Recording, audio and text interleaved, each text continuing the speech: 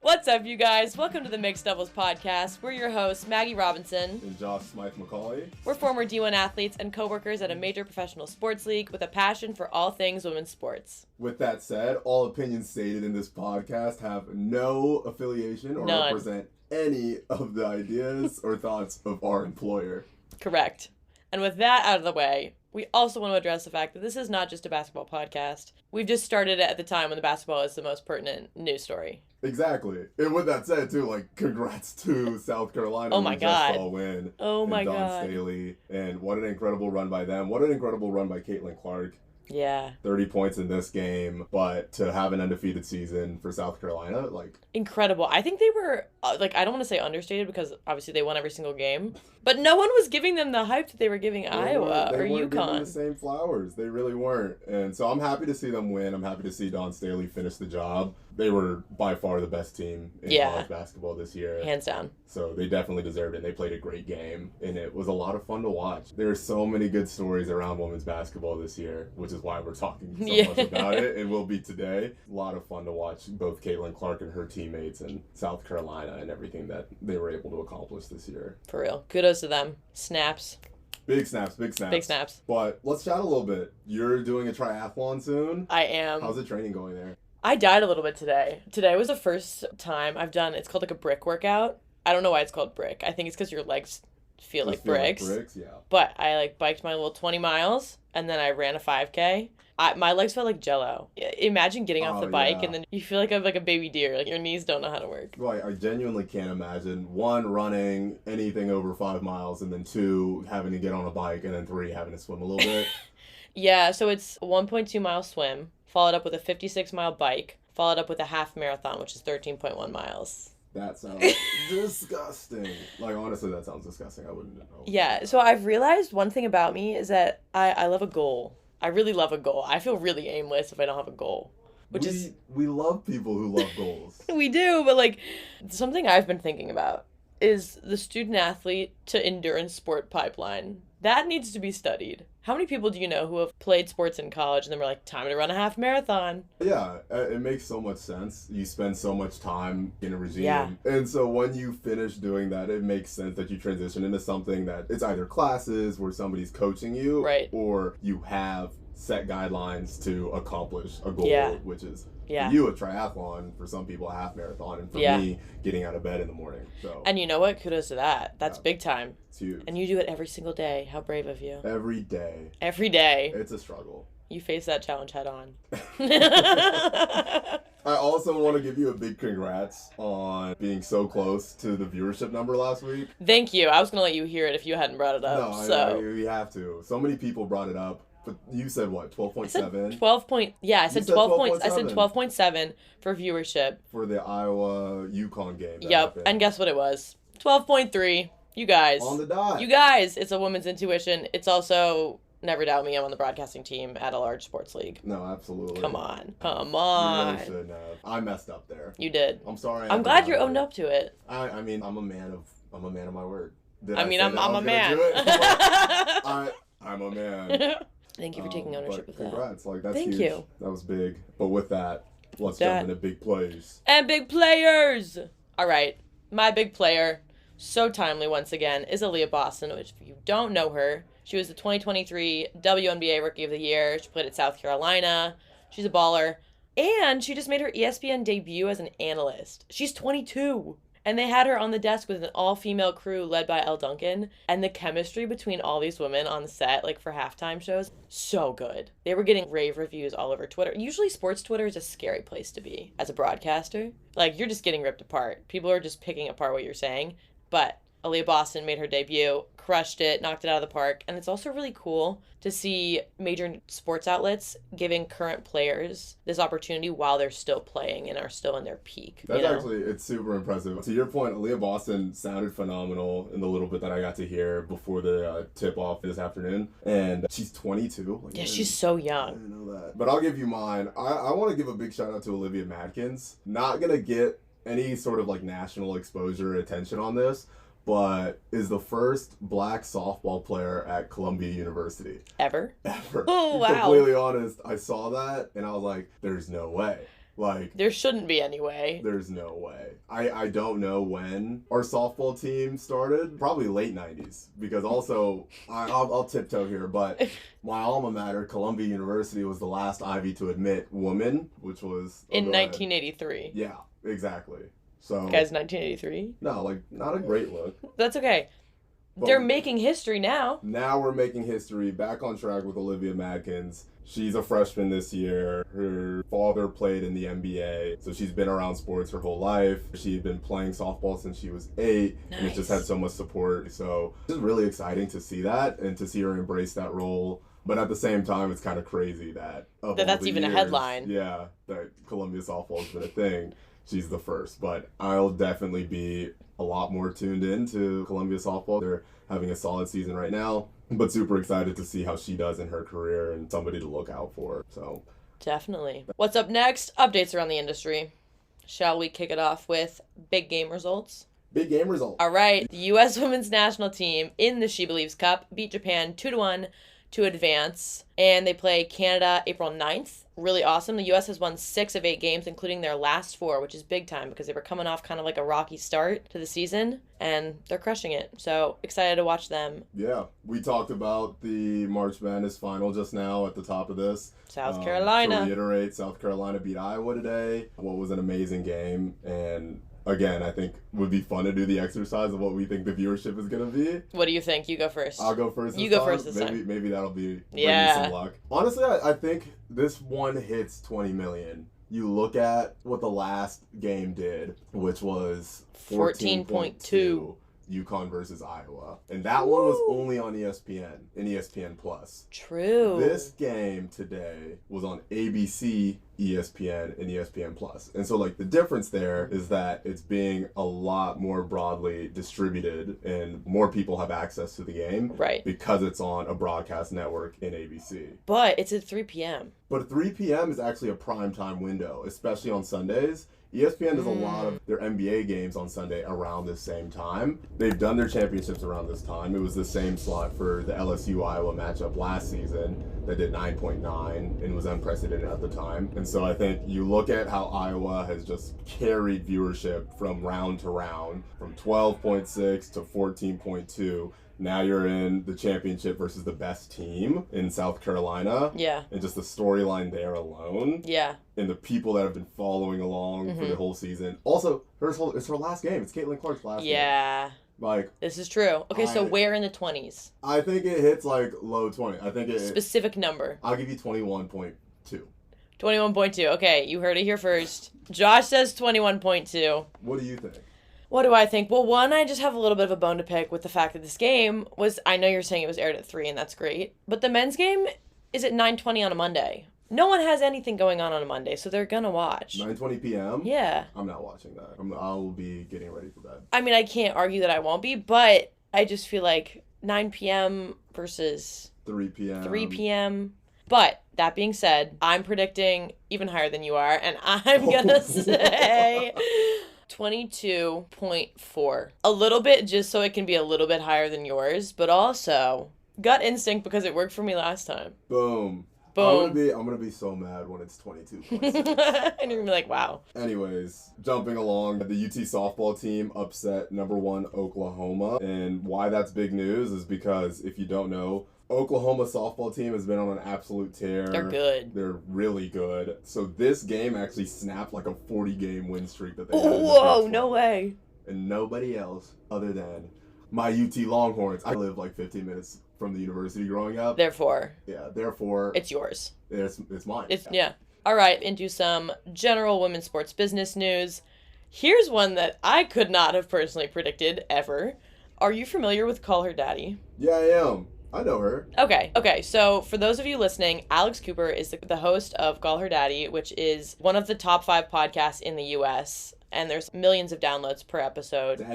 Daddy Gang is apparently going global because Alex Cooper is hosting live interactive watch parties on Peacock for the Paris Summer Olympics. That's actually, I think, a really good tactic that Peacock's using. Right? I mean, you want to talk about getting younger viewership and a more female audience. Which is like every sportscast, like that's what they all want. Absolutely. Is the audience of 16 to 30. This is how you do it because all those people are tuned in to Alex Cooper. Daddy Gang's about to tune in. Daddy Gang is about to bring big numbers. It's going to be Taylor Swift and Alex Cooper making the most waves in sports this year. No, and then I also know too, like NBC's going to have Kevin Hart and Snoop Dogg and Peyton Manning. They're going to have too, doing their pairs broadcast and some of the alt casts that they do there. So, I mean, full-fledged effort to just attract a younger audience and attract some of the people that are just interested in seeing charismatic folks in the industry talk about these great athletes. So, that's actually really cool. Really opening it up, broadening the audience. So that's awesome.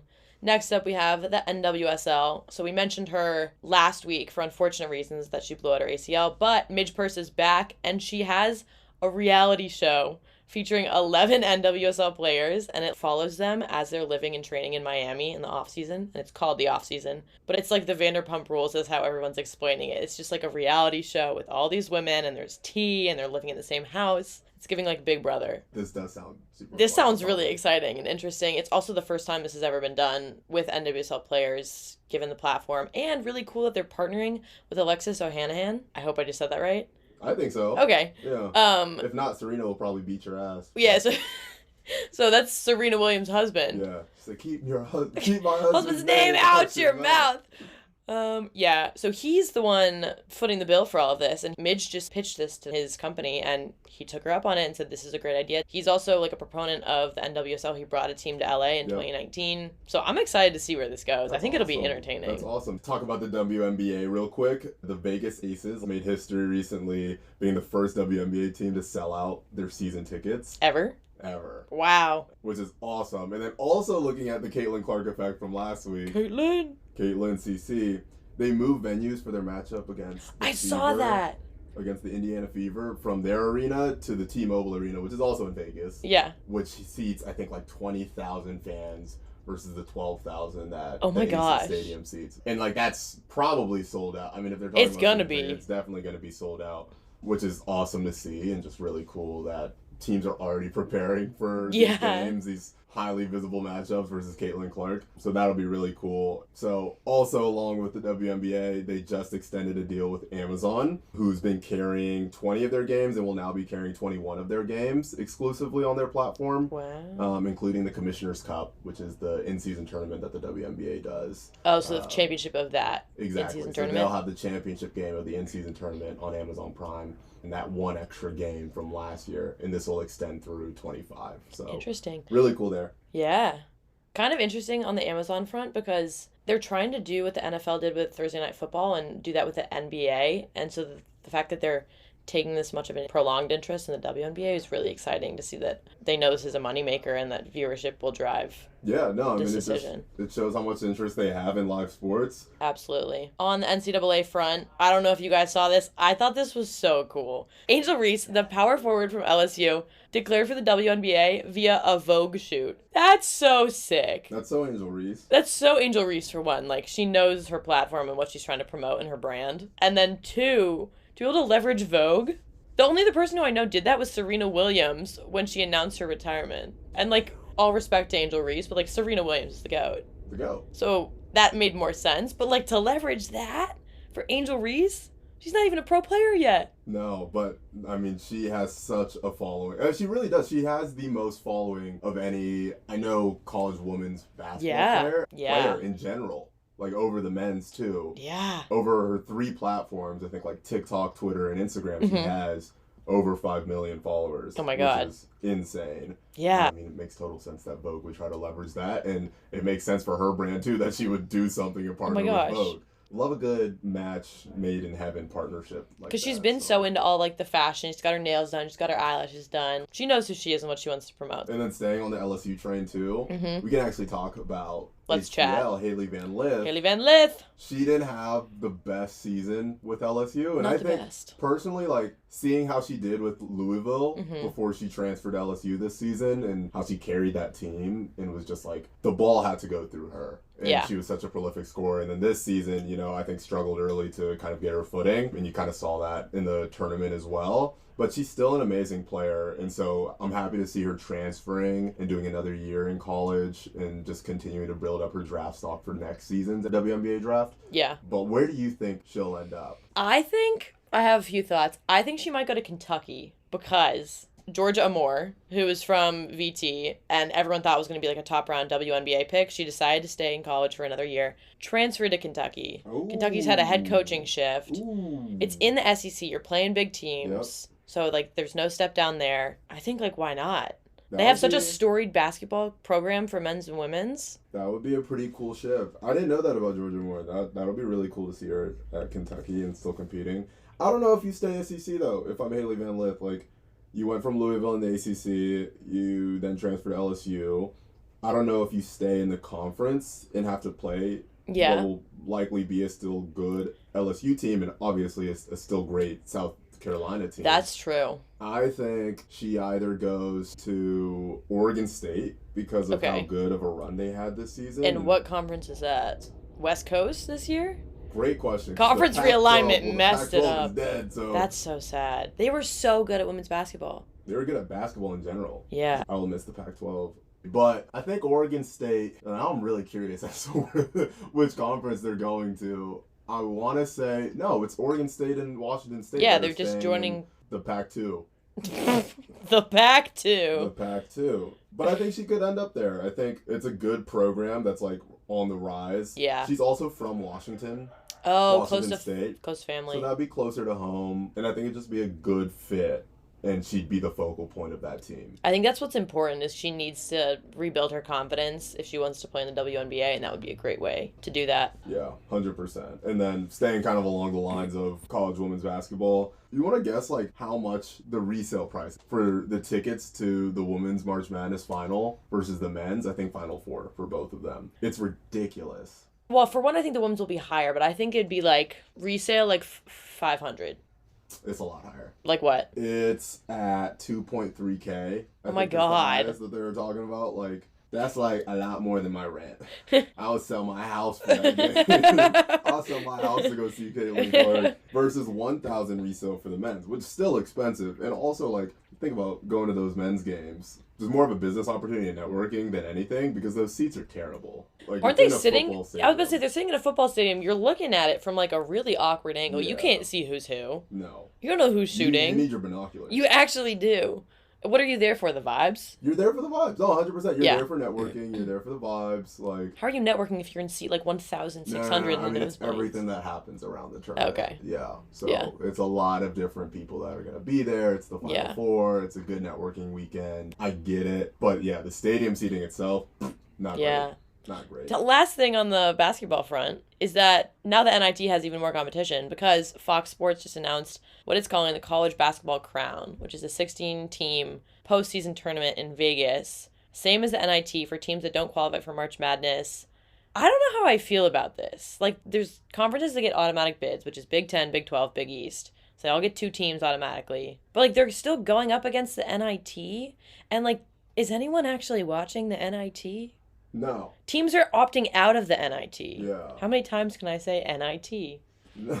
A lot.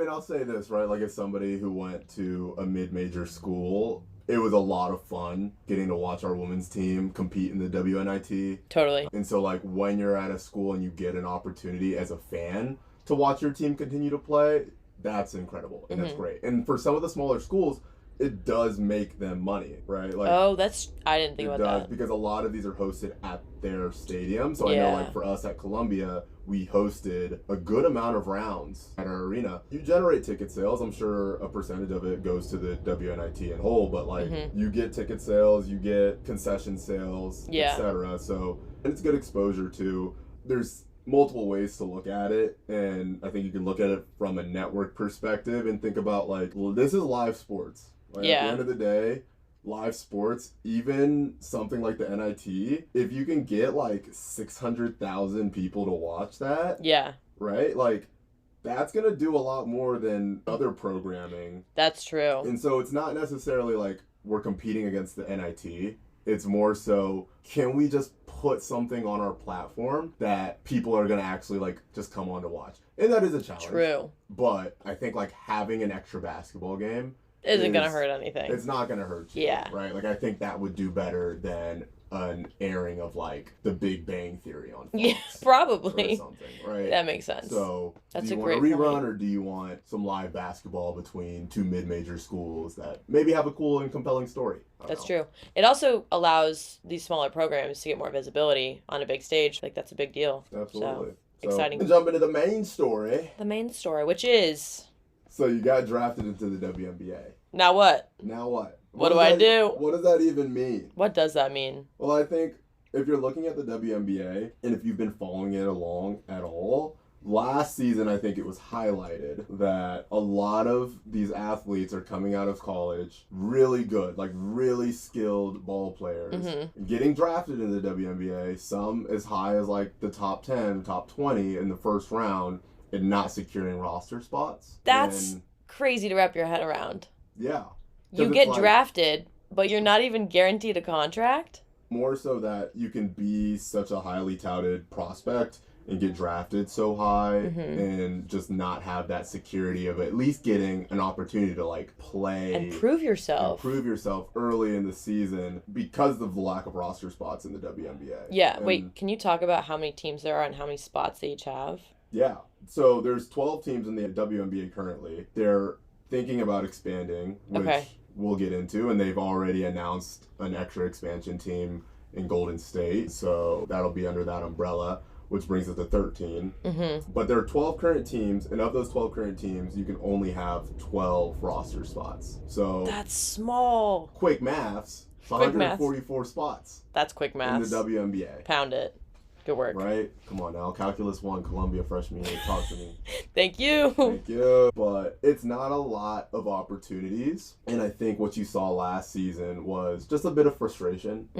Because it's like, these are women who are good enough to play in the WNBA. 100%. Right? And just don't necessarily have that opportunity because of the lack of depth. Yeah. You know, and for a whole host of reasons, there's no development league in the WNBA. Yeah, there's no G League. There's no equivalent. No. Why is that? Why do we have such a talented college pool, but then it falls so flat? Like, the NBA has figured this out and made a solve for it. Why hasn't the WNBA? Yeah, it has a lot to do with economics. Yeah. Like, it's still in a place where the WNBA needs to become profitable. But it's thinking about, you have 12 players on a team and feel like the WNBA is in a situation where they're trying to maximize the dollars that they can give to each of their athletes throughout the year through their CBA, which is a percentage of the revenue that they bring in. And so this is just like, for context, the old argument about like, oh, why aren't these athletes paid as much? Why aren't they paid to the equivalent of an NBA player who's getting like $30 million a year if you're Steph Curry or somebody like that, right? Kelsey Plum talked about this and shed really good light on what the real problem is for the women in the WNBA. And it's not that there's this disparity between how much they're getting paid versus how much the men are getting paid, but rather the percentage of the payment they're receiving from the overall revenue that the WNBA is driving. And so let's say in the NBA, for the cap space that each team has, you're allowed to pay your players like 40% of the revenue that the league drives. Yeah. Versus the WNBA, they're saying we could pay our players 20% of the revenue that so the share is way lower. So the share is lower. And they're making less money because they're still not as big as the NBA. Yeah. So it's like a double whammy, and it just makes it harder to give people the salaries that they need and deserve. And so that's an issue too when you talk about, could we add more roster spots? I think that's like a logical question. Yeah, why not 13? Why not 13? Why not 14? Why not have like an injury spot? Why not have like a developmental spot? Some of these pro players were talking about this. Like, why not give a 13 spot and designate it as, it's essentially like a redshirt freshman spot on a college team. They don't have to dress for games, but they're on a pro team consistently for a season and they get that experience and exposure. And then they develop, and then you have a great player by year 2. But you're not just trading away players like week Mhm. by week because you can't keep 13 people. I mean, that's another challenge, right? And I don't think I'm in a position to sit here and give you an expert decision there. I think the commissioner of the WNBA has a lot to think about. Yeah. We can talk about what they're doing to help remedy that, and I think that has to do with the expansion that's happening. Yeah. So Golden State is the newest WNBA expansion team, and they're going to start playing in 2025 in LA, and they're co-owned by the Warriors NBA team, which is one of 6 NBA teams that has a WNBA counterpart, which I'm kind of surprised we don't have more. There's 12 teams, 6 have, 6 don't, but it feels like it's advantageous to align yourself with a women's team, given all the growth that we're seeing right now. But this will be the 13th team in the league, which does alleviate a little bit of pressure. But again, that's only 12 more players. Yeah. In the scheme of it, that's not that many. No. And I know that the idea for the WNBA was to add 2 more teams to start in 2025. They were looking at Portland. Obviously, that deal fell through. I think are still very much interested in doing something in Portland or looking elsewhere, but have a ways to go before that's kind of situated. Mm-hmm. I know the goal is 14 teams by that 2025. How many are in the NBA? 30. Whoa. Yeah. Do most leagues start this small? Should I know that? I don't know. I actually don't know. Yeah, I'd I'd be so curious. I don't know how. I mean, you look at like the UFL right now. True. The UFL, I think it's less than 10.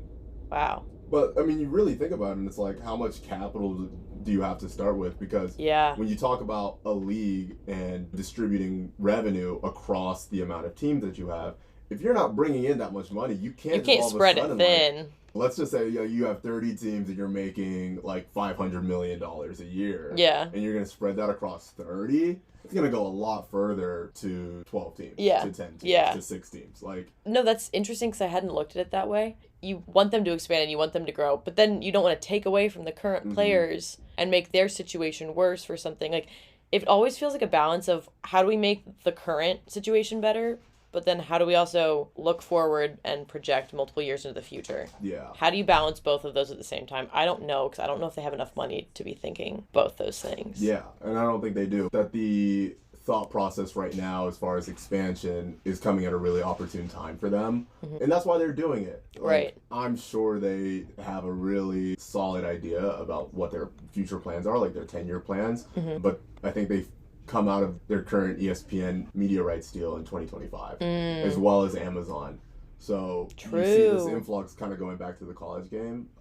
These ready-made stars is the word that I've heard tossed around. But like, you have these ready-made stars coming into the WNBA, and Caitlin Clark and Angel Reese, et cetera, paired with some of the stars and big names that the WNBA already has and are just gaining a lot more attention, like Sabrina Ionescu. Yeah. You have that, and you have an opportunity in 25 to negotiate a new media rights deal and potentially separate yourself from the ESPN media rights deal with the NBA because those fall under the same umbrella. Right. If you can negotiate a really good media rights deal in that 2025 year and come out of that in a position to, let's say, like 2x the revenue that they're driving right now, then we can be talking about more expansion. Exactly. Where do you think they would go? Where the what teams would go? What team? Yeah, where do you want to see teams? I would love to see one in my hometown of Nashville. Yeah. I think that would be so cool. Do we have an NBA team? No. So why not start with the WNBA? Why not? Like, why not? It'd be a good market. I feel like Nashville and Austin are pretty similar. I would definitely try to put a WNBA team in Austin. I get it. It'd be fun. I feel like it's similar to the MLS because we just put an MLS team in Austin a couple years ago. Same with Nashville. So it's a good market where there's a lot of growth. You're seeing people come to the city. Yeah. It's an opportunity where you might not have the same market size as some of those bigger markets that you might put like an NFL team in or a major NBA team in, but like there's still a lot of fandom and a lot of room for growth. What would you call yours? What would they be called? The Austin Stampede. No. Wait, I kind of like that. That was kind of good. That'd be fun. The Austin Stampede. The Austin Stampede. Someone write this down. I feel like that's definitely like a name already. I don't know. I think it's going to be really interesting to see the direction that the WNBA takes and the initiatives that they start to put in to alleviate this pressure on their athletes currently. And then as you get more of these ready-made stars coming out of college, like, how can we make sure that they have an opportunity to stay in this league? Yeah. And we can keep them and we have the space to do that. But that doesn't come until you're really driving revenue and growth. And so we have to continue doing that. I think they're in a great situation right now where you'll see the viewership translate from the college women's game to the WNBA. Agreed. I don't think it'll be the same. No, there'll be a drop-off, but I think it'll be higher than they've seen in many years. Exactly. So you have two great teams coming into the season in the Aces and the Liberty again, which are great storylines. And then Caitlin Clark joining the league, and she'll be a star. She will be a star in the WNBA. I have no doubt about that. 100%. But with that, thank you for listening. We'll see you next Tuesday. Make sure to tune in. And also, follow us on Instagram at Mixed Doubles Pod. 1D, Mixed Doubles, mix the doubles, share it. Thank you so much. We'll catch you next week. Peace. Peace.